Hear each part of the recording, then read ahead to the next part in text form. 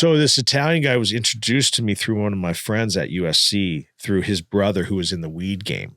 Right. And he was actually visiting San Diego and playing some, I think, handball or racquetball. They're like part of this club. Right. And he's like, dude, he's actually visiting. It was just a fluke. Okay. And I met him and he's like, dude, are you the cop? I'm not talking to you about anything in the US. You know, he was so spooked, old school gangster. You could tell because he's like, dude, you want to talk to me about this stuff? Come to my place in Naples. And I'm like, well, I want to make $1 million a day. I'm fine in Naples, right? Yeah. So he didn't believe me. I mean, I'm a kid, right? How are you going to believe some 25, 26-year-old kid telling you you got cocaine in the hardest part of the world to get it in, right? They call it the Golden Island for a reason because it's impossible. Yeah. He's like, it ain't happening. He says, he goes, nephew, you know, Italians call him nephew. It's not possible. There's no way there's coke over there. I'm like, I'm telling you, man, I've been working for this guy. He's a boss, dude. He's a fucking man. He's like, no one gets it over there. He goes, I've been in this game for 50 years. He goes, no one's bringing coke in Australia. And if it's over there, it's because it's so far. It's so far. It's so hard. There's so many police. You got to remember in Australia, there's a camera on every corner. Right. He says, he goes, don't waste my time. He says, when you get over there, why don't you, message me and I'll fly over. And that's what I did. I got there and El Jefe's like, you ready for your pick? I said, hang on, wait a minute. What? So you ready for your pickup? I said, no, hang on. I got to get the Italian over here. And I remember we bought him that flight and he came and he landed and he stayed in Coogee Beach, which is right by Bondi. And I told him, I said, dude, it's here.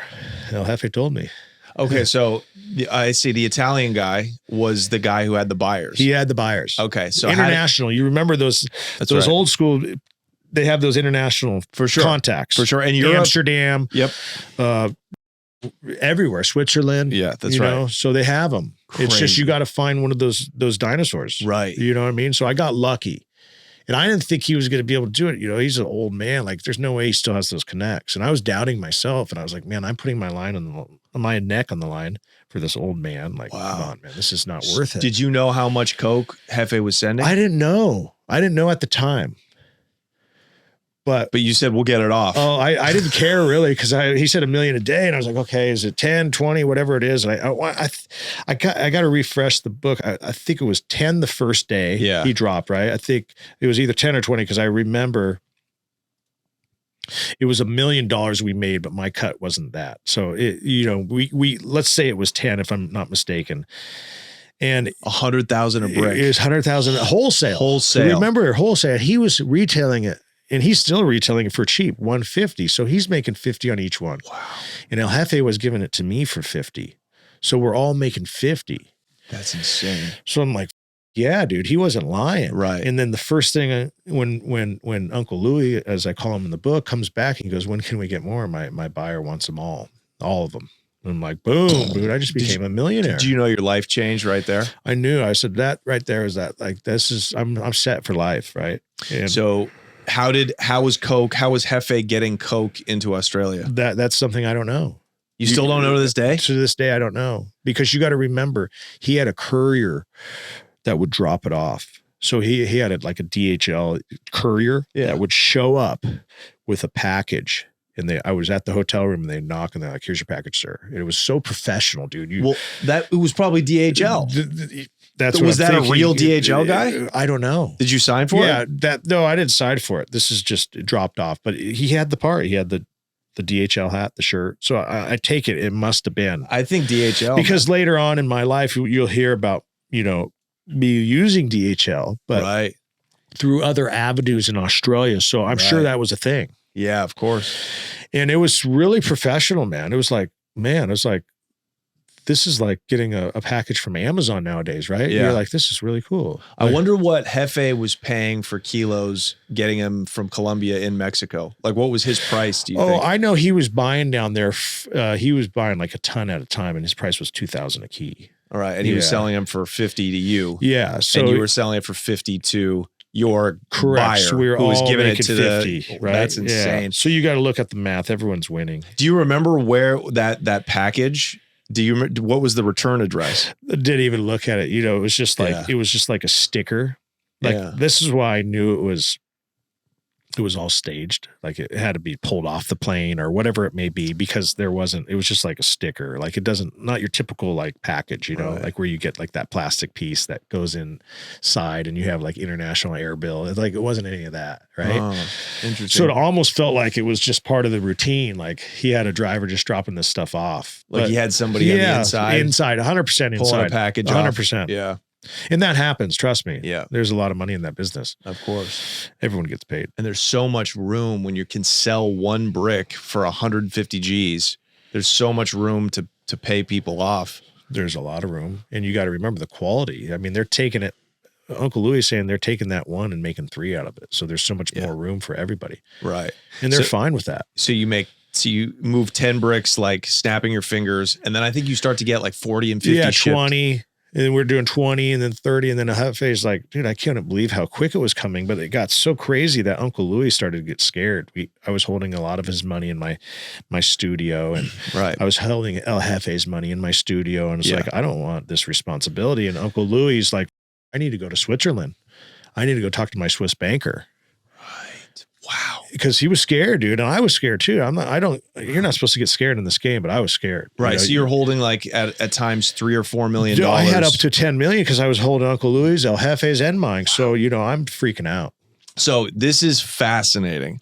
How do you wash money like that at that level? $10 million. Are these Australian dollars you're collecting? They're Australian, but it was 1 for 1 at the time. Okay. So that makes it a little easier. Makes it a lot easier. Okay. But you got to keep in mind, I still have to exchange it to a US dollar or I have to exchange it to a euro. Right. And that's what I started doing. I started exchanging them for $500 bill, the 500 euro note, which at the time was worth like 750 US. So that for me was the most easiest and fastest way to put it in like a book or a magazine.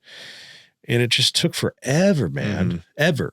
Like you can only buy so many $500 euros before they run out. Right.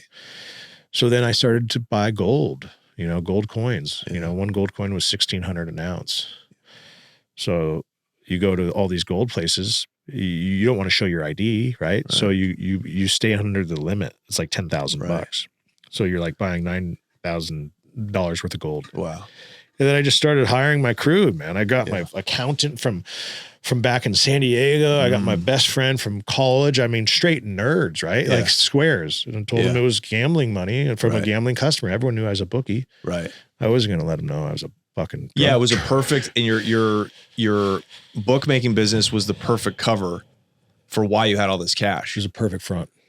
And it worked so well because I would, it was so funny, Johnny. I would go to like the Star Casino and I would come back. I'm like, hey guys, I got to go to the Star. My client's over there. He wants to pay me in some chips, right? And I'd come back and I would have like chips and cash. Yeah. And it would all make sense of what I was saying. And then like one day we'd be sweating a football game we were watching at like 2:00 in the day, you know, because the time changed. Yeah.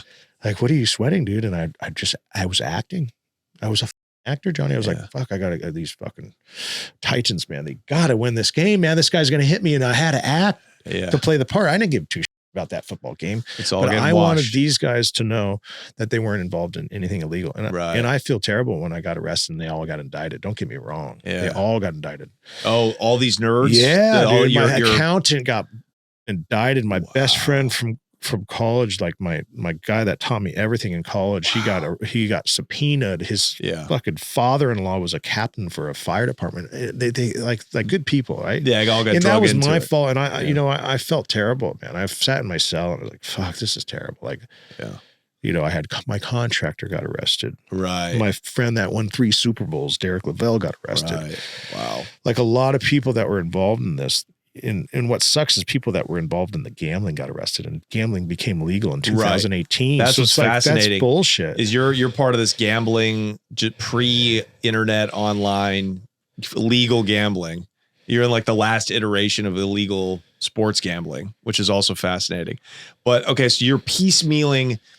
You can't wash all this money. You can't like go buy enough gold and put $10 million in magazines. You've got to figure out a more wholesale way to clean money. So you start bringing in professional gamblers to essentially take huge duffel bags full of $500,000, $1 million to a table and play. right? And they maybe lose a little bit, they win some, whatever, but they cash out the chips, and then you get your laundered check, right? Yeah, Is you that got basically how it works? exactly. You got to remember that the Australian casinos are like the sister of the Las Vegas, right? So like if you go to the Star, that's the sister of the Venetian in Vegas. Right. So there's ways where you could have a high roller gambler call in his host, and the host calls the Star and says, hey, I got my whale coming over there, and he wants to play some of his cash that he has in his textile business or whatever story they give him. It doesn't matter. If you got a whale, you're going to take that money. Yeah. So that's what he did. You know, we made an agreement. We shook hands on it. He was going to take 25% off the top, and everything else was mine. And he was going to play it through the casinos, play for a couple of hours and say, hey, I'm not feeling it. Cash me out. And that's what they did. Right. 48 hours, he had to check. That was a clip from our interview with Owen Hanson. Owen has one of the most unbelievable stories. He was a USC football star who went on to become a drug kingpin working for the Sinaloa Cartel. He's got a book out right now called The California Kid. He has a documentary that's going to be releasing on Hulu. And so for contractual reasons, we can't put the full episode out on YouTube, but you can get it on Patreon, patreon.com/The Connect Show. Make sure to go get Owen's book. It is fascinating. The California Kid. You can get it on his website or on Amazon. Link will be in the description. Thank you.